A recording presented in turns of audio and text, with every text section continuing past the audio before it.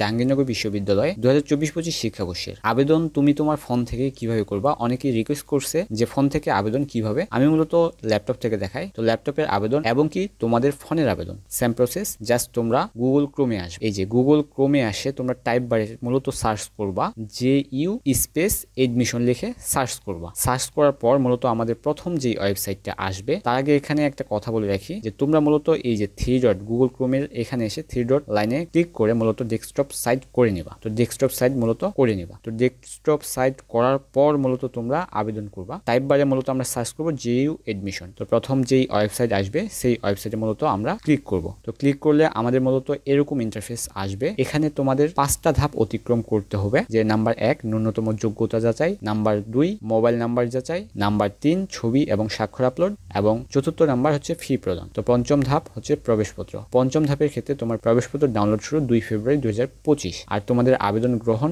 শুরু হয়েছে 2 জানুয়ারি 2025, যা ইতিমধ্যে ভিডিও দিয়েছি। তো আজকের ভিডিওটা মূলত মোবাইল ফোন থেকে তোমরা কিভাবে আবেদনটা করবা এবং কি আবেদন গ্রহণ চলবে 21 জানুয়ারি 2025 তারিখ পর্যন্ত। তো এখন আজকের বিষয় অর্থাৎ আজকের ভিডিওর মূল বিষয়বস্তু হচ্ছে মোবাইল ফোন থেকে আমরা কিভাবে আবেদনটা মূলত করব। তো প্রথমে আমাদের যে কাজটা করতে হবে, এই যে 3 ডট মেনুতে এখানে ক্লিক করলে আমাদের এরকম ইন্টারফেস আসবে। তো এখানে এরকম ইন্টারফেস আসলে এই যে নতুন আবেদন, তো নতুন আবেদনে আমরা ক্লিক করব। তো নতুন আবেদনে ক্লিক করলে আমাদের এরকম ইন্টারফেস আসবে। এখানে মূলত তোমাদের এরকম ইন্টারফেস দেখানোর পর এখানে তোমার ন্যূনতম যোগ্যতা যাচাই এবং ডান সাইডে A level O level apply. তো যারা মূলত এ লেভেল ও লেভেলের স্টুডেন্ট আছো তারা সেখানে গিয়ে অ্যাপ্লাইটা মূলত করবা। আর সাধারণ শিক্ষার্থীর ক্ষেত্রে তোমাদের এখানে মূলত আগে ন্যূনতম যোগ্যতা যাচাই করতে হবে। প্রথমে তোমার বোর্ড সিলেক্ট করতে হবে। তো বোর্ড তুমি যে বোর্ডের আন্ডার সেটা সিলেক্ট করবা। তারপর এখানে পাশের সন অটোমেটিক্যালি দেওয়া আছে এবং কি তারপরে হচ্ছে যে রোল নাম্বার, উচ্চ মাধ্যমিকের রোল নাম্বার, তারপর মাধ্যমিকের বোর্ড সিলেক্ট করবা। দিয়ে তোমার মাধ্যমিকের পাশের সন সিলেক্ট করা থাকবে এবং কি রোল নাম্বার সিলেক্ট করবা। দিয়ে মূলত পরবর্তী ধাপে ক্লিক করবা। তো আমরা মূলত এখন রোল নাম্বার বসায় তারপর মূলত পরবর্তী ধাপে যাব। পরবর্তী ধাপে যাওয়ার পর মূলত আমাদের এখানে ব্যক্তিগত তথ্য, শিক্ষাগত যোগ্যতা এবং উচ্চ মাধ্যমিক সমমানের সকল তথ্য দেখাবে এবং কি তোমার রেজাল্টের উপর যে ইউনিট সমূহে তুমি আবেদন করবা সেই ইউনিট সমূহ মূলত এখানে দেখাবে। তো একটু নিচে স্ক্রল করলে এখানে গুরুত্বপূর্ণ কথা যে আবেদনকারীর মোবাইল নাম্বার যাচাই করুন। প্রথমে তোমার মোবাইল নম্বর যাচাই করতে হবে, অর্থাৎ যে মোবাইল নাম্বার তুমি দিয়ে আবেদন করবা, অর্থাৎ যে মোবাইল নাম্বার দিয়ে মূলত আবেদন করবা সেটা মূলত এখানে বসাবা এবং কি আবেদনকারীর ইমেল নাম্বার মূলত এখানে বসাইতে হবে। তো নিশ্চিত করুন অপশনে ক্লিক করলে আমাদের এরকম ইন্টারফেস আসবে। এখানে তোমার মোবাইল নাম্বার নিশ্চিত করুন, অর্থাৎ এই মোবাইল নাম্বারটি ভবিষ্যতের জন্য সকল কার্যক্রমে ব্যবহৃত হবে। 6 ডিজিটের পাসওয়ার্ডটি সঠিকভাবে সংরক্ষণ করুন। দিয়ে আমরা নিশ্চিত অপশনে ক্লিক করব। দিয়ে মূলত আমাদের অপেক্ষা করা লাগবে। কিছুক্ষণ পর তোমার ফোনে ওটিপি চলে যাবে, অর্থাৎ পাসওয়ার্ড চলে যাবে। তো ওই পাসওয়ার্ডটি মূলত তোমরা সংরক্ষণ করে রেখে দিবা। তো এখানে মূলত পাসওয়ার্ডটি বসানোর পর আমরা নিশ্চিত অপশনে ক্লিক করব। দিয়ে আমাদের কিছুক্ষণ অপেক্ষা করা লাগবে। অপেক্ষা করার পর মূলত আমাদের এরকম ইন্টারফেস আসবে, অর্থাৎ এখানে তোমার ইউনিট সমূহ দেখাবে এবং কি এই ইউনিট সমূহের ফি এবং কি কোন ইউনিটে কোন সাবজেক্ট সংখ্যা আছে সেই বিষয়গুলো কিন্তু এখানে দেখাবে। আর বাম সাইডে কিন্তু শিক্ষার্থীর তথ্য দেখাবে এবং কি ইউনিট সমূহ দেখাবে। তো এখানে মূলত তোমার দুইটা কাজ করতে হবে, যে প্রথমে তোমার ছবি স্বাক্ষর রিসাইজ করে নিতে হবে। তো ছবি এবং স্বাক্ষর আপলোড করতে হবে রিসাইজ করার পরেই। প্রথমে কাজ হচ্ছে মূলত রিসাইজ করা। তো এখন মূলত এখানে কাজ যে ছবি এবং স্বাক্ষর আপলোড করা। তো ছবি এবং স্বাক্ষর আপলোডের ক্ষেত্রে আমাদের এই যে ছবি এবং স্বাক্ষরে এখানে আমরা ক্লিক করব। দিয়ে মূলত আমাদের এরকম একটা ইন্টারফেস আসবে। এখানে তোমার ছবির ক্ষেত্রে এই যে নির্দেশিকা দিয়ে দিছে যে 300x300 পিক্সেল হতে হবে এবং 100 কিলোমিটার বেশি হওয়া যাবে না, আর ম্যাক্সিমাম ফাইল সাইজ এবং জেপিইজি ফরম্যাট হতে হবে। আর এখানে স্বাক্ষরের ক্ষেত্রে 300x80 পিক্সেল এবং ফাইল সাইজ 60 এর বেশি হওয়া যাবে না এবং জেপিজি এবং জেপিইজি ফাইল ফরম্যাট হতে হবে। তো আলাদা করে যদি তোমার রিসাইজ করা থাকে সেক্ষেত্রে তোমরা এখানে জাস্ট স্বাক্ষর নির্বাচন করুন অপশন এবং ছবি নির্বাচন করুন অপশনে। মূলত ক্লিক করার পর তোমরা আপলোড করবা। যাদের মূলত স্বাক্ষর এবং ছবি রিসাইজ করা নাই তাদের ক্ষেত্রে এই যে এখানে ক্লিক করুন অনলাইন ছবি সম্পাদন করতে। এই যে এখানে ক্লিক করুন। এখানে ক্লিক করলে আমাদের মূলত এরকম একটা উইন্ডো খুলে যাবে, যেখানে মূলত তোমার প্রথমে হচ্ছে ছবি রিসাইজ করে নিতে হবে। এই যে ফাইল চুজ অপশনে আমরা ক্লিক করব। দিয়ে তোমার গ্যালারিতে থাকা সেই ছবিটা তুমি সিলেক্ট করবা, আর দিয়ে মূলত আমাদের ডাউনলোড কিন্তু হয়ে গেল। তো এখন মূলত সিগনেচার ক্ষেত্রে এই যে নিচ অপশনে ফাইল চুজ অপশনে আমরা ক্লিক করব। চুজ অপশনে ক্লিক করলে আমাদের ফোনে থাকা সেই সিগনেচারটা মূলত রিসাইজ হয়ে নেবে। এই যে ওপেন মতন ডাউনলোড হয়ে গেল। এখন মূলত আমাদের ওই পেজে যাইতে হবে। একটু আমরা ব্যাক নিব। ব্যাক নেওয়ার পর মূলত আমাদের এই যে এরকম ইন্টারফেস আসবে। সো এখানে মূলত আমাদের ছবি নির্বাচন করব। ওই যে আমরা রিসাইজ করে নিলাম সেই ছবিটা মূলত আমরা এখানে নির্বাচন করব। তো ছবিটা রিসাইজ করা এই যে ক্লিক করলাম।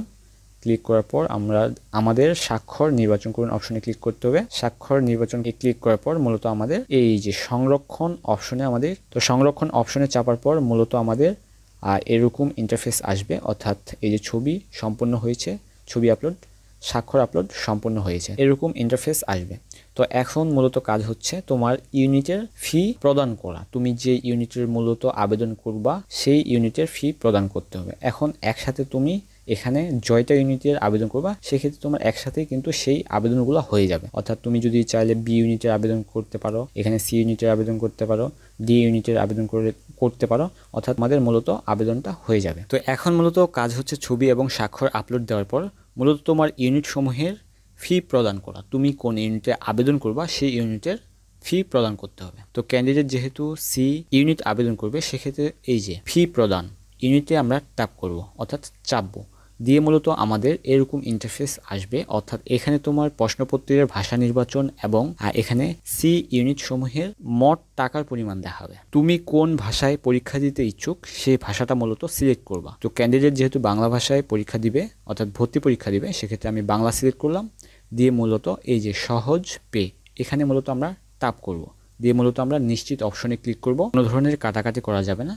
তো অপেক্ষা করার পর মূলত আমাদের এরকম ইন্টারফেস আসবে। এখানে তোমার কার্ড দেখাবে এবং মোবাইল ওয়ালেট, অর্থাৎ এম ওয়ালেট, তারপর ইসলামী ব্যাংক এবং লগ ইন, এরকম ইন্টারফেস দেখাবে। আমরা যেহেতু মোবাইল ব্যাংকিংয়ের মাধ্যমে টাকা পে করব, সেক্ষেত্রে আমার এই যে এম ওয়ালেট এখানে আমরা মূলত ট্যাপ করব।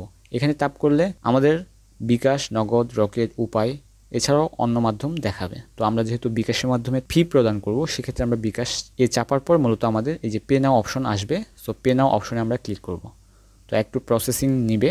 তো প্রসেসিং নেওয়ার পর মূলত আমাদের এরকম ইন্টারফেস আসবে। অর্থাৎ এখানে তোমার বিকাশ অ্যাকাউন্ট নাম্বারটা তুমি দিয়ে দিবা। বিকাশ নাম্বারটি বসানোর পর তুমি কনফার্ম অপশনে ক্লিক করবা। কনফার্ম অপশনে ক্লিক করলে তোমার বিকাশ ভেরিফিকেশন কোড ওই নাম্বারে সেন্ড হয়ে যাবে। বিকাশ ভেরিফিকেশন নাম্বার অর্থাৎ ভেরিফাই পিন নাম্বারটা এখানে বসাইতে হবে। তোমার ভেরিফিকেশন কোডটা দিয়ে মূলত এখানে কনফার্ম অপশনে ক্লিক করবা।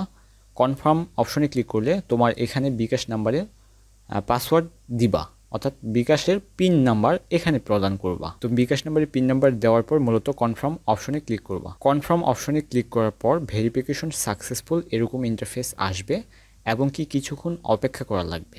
তো অপেক্ষা করি যে কোথায় আমাদের নিয়ে যাচ্ছে দেখা যাক। এই যে আমাদের কিন্তু একদম লগ ইন থেকে লগ আউট করে ফেলছে। তো টেনশন নেওয়ার কোনো কারণ নাই। এখন আমাদের মূলত কাজ হবে তোমার এই যে 3 ডট মেনুতে যায় মূলত তোমার এই যে ইউনিটের মূলত ফি পেমেন্ট করলা সেই ইউনিটের পেমেন্ট রিসিপ্ট একদম যে ক্লিয়ার, অর্থাৎ পেমেন্ট রিসিপ্ট এখন মূলত তোমাদের ডাউনলোড করতে হবে। তো পেমেন্ট রিসিপ্টটা মূলত ডাউনলোড অপশনে ক্লিক করবা। দিয়ে মূলত এই যে প্রিন্ট আউট ডাউনলোড অপশনে মূলত ক্লিক করার পর মূলত সেই পিডিএফটা মূলত সেভ করবা ফোন থেকে। তো ফোন থেকে সেভ করার পর মূলত এটা সংরক্ষণ করে রেখে দিবা। তো এই হচ্ছে মোবাইল থেকে আবেদন করার সম্পূর্ণ প্রসেস আমি এই ছোট ভিডিওতে শেয়ার করার চেষ্টা করলাম। তো দেখা হচ্ছে নতুন কোনো আপডেট ইনফরমেশন নতুন কোনো ভিডিওর সাথে। সে অবধি ভালো থাকবেন। আসসালামু আলাইকুম।